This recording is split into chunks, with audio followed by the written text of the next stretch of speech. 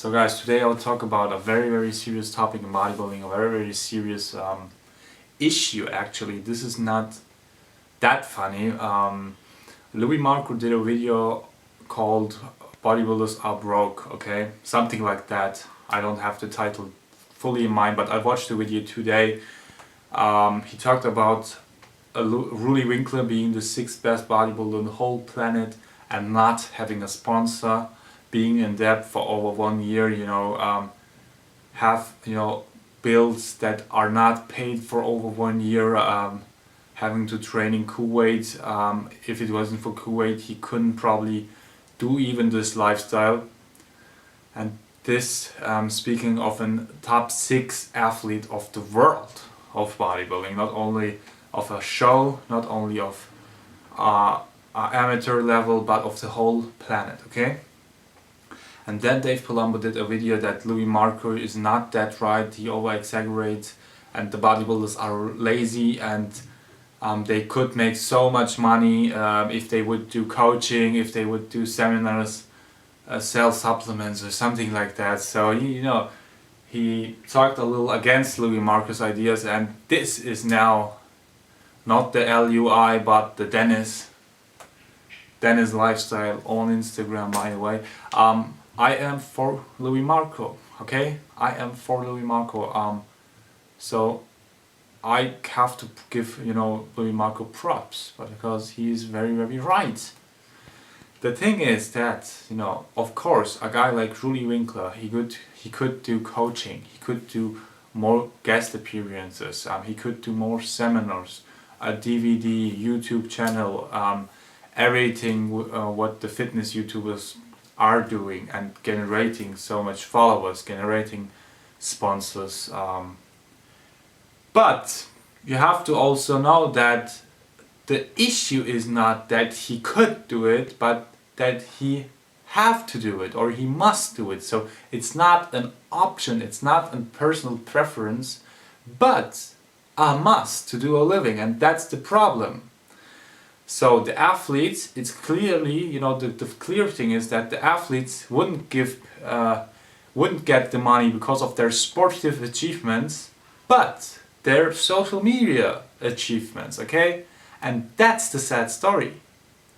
Some guys don't get it. That's the sad story, to have to do coaching and seminars and what the fuck goes into it, but being top 6 worldwide at the same time. Compared to other sports, it's a serious issue compared to another sport. When Messi or Cristiano Ronaldo wouldn't use Facebook, I think both of them have not YouTube, but let's say they have, but they don't, if they wouldn't do it, they still would make millions every year because they get paid because of their sportive achievements. All the other things like social media, like self-marketing, like doing videos, is optional for them. They don't have to do it to make a great living. And we don't only talk about the best soccer player, but also I live in Germany and we have the 3rd league, so not the 1st, not the 2nd, the 3rd league. If you're a decent player there, you can make a very good living. Not maybe that luxurious, but a very good living. And there you get paid, by the federation, by the sports club you are at.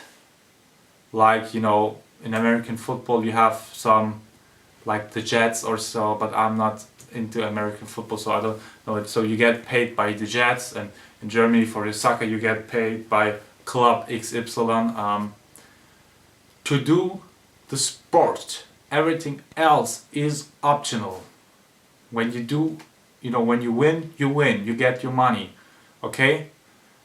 But Louie Winkler doesn't have any sponsor, and the prize money for the 6th place is way too low, to make a good living of it, or to make any living of it for the full year, because you have to pay taxes. He doesn't live in Las Vegas, so you have to go there, and I think the Olympia even pays, you know, the hotel there, but everything else, the European tour, the guys have to pay it all themselves, like Josh Leonardowicz or something like that. So that's the thing. The problem is not that they are lazy and they should do YouTube videos or coachings. The problem is that they probably have to do it to make a living and to generate sponsors, because the sport that itself and the sportive achievements don't pay them out a living, a good living, okay? That's the problem. And a lot of people, you know, Dave Palumbo, I love Dave Palumbo for his videos, but he's not that right in that video, okay?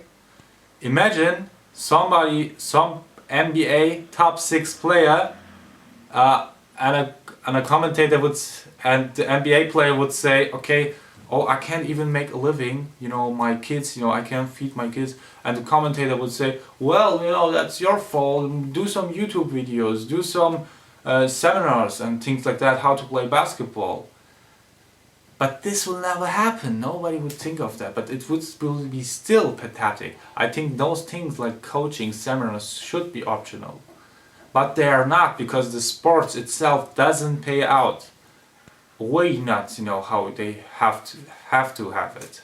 So back then, you know, even 1 year ago, 2 years ago, for you know, for our typical pro show, you got $10,000 as first place. Then you have taxes, and you know, only one guy gets that first place. So when you got like 6th place, you got maybe, you know, $1,000, which is nothing.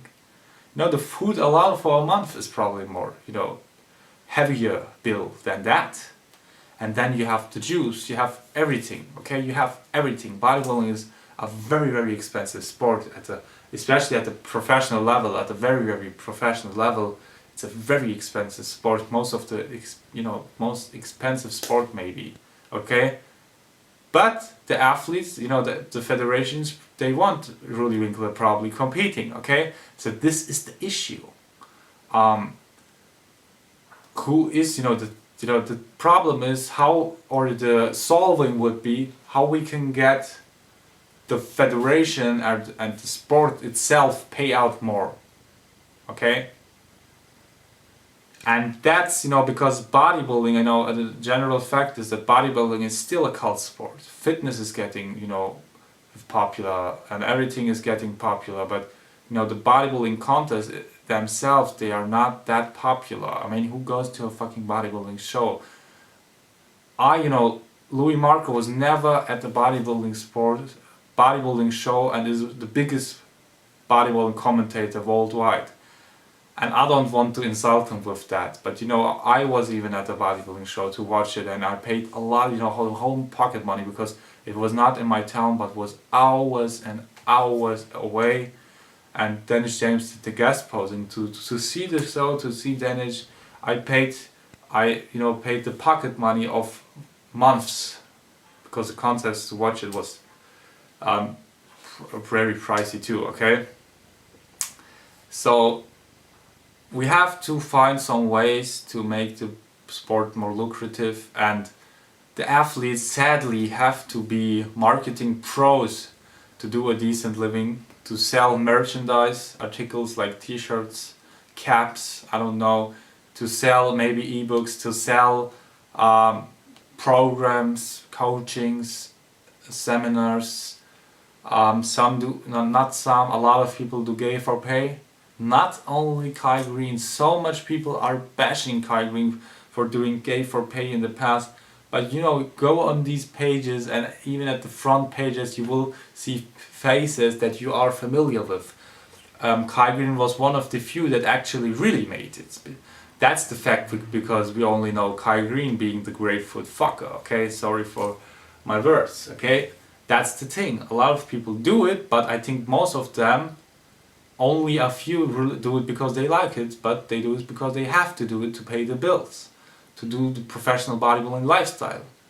And you know, if you want to be the best of the world and prepare for the Olympia, you can't work full-time, you know, to manage your lifestyle and still have not enough money, okay? I even saw a video of Mike Kavalianos, who lives in Greece. He's the top, you know, he's a good bodybuilder. I don't know if he competed this year at the O, but he's, you know, not the most popular, not the most successful, but he's a known bodybuilder, and he drives as a truck, you know, he works as a taxi driver full time. Okay, I even saw videos on that. So this is not great, you know. It's very known that a pro bodybuilder doesn't make money, but by the pro statute itself, status, it is very known that only a few bodybuilders are making money of the sport, and it is known that only, you know, even less people can make a decent living of it. So they have to do programs and everything. Even look at Kai Green, he's known as the second best bodybuilder, but you know, do you think, you know, I think right now he doesn't make, you know, he does the Arnold Classic, but besides that he doesn't make any money of bodybuilding itself. But because of merchandise, because of his brand Dynamic Muscle, because of, you know, coaching, he does coaching and things like that, and that being the top 2 bodybuilder of the planet. Do they think they would do everything like that if they would be really paid, you know, fairly? I don't think so.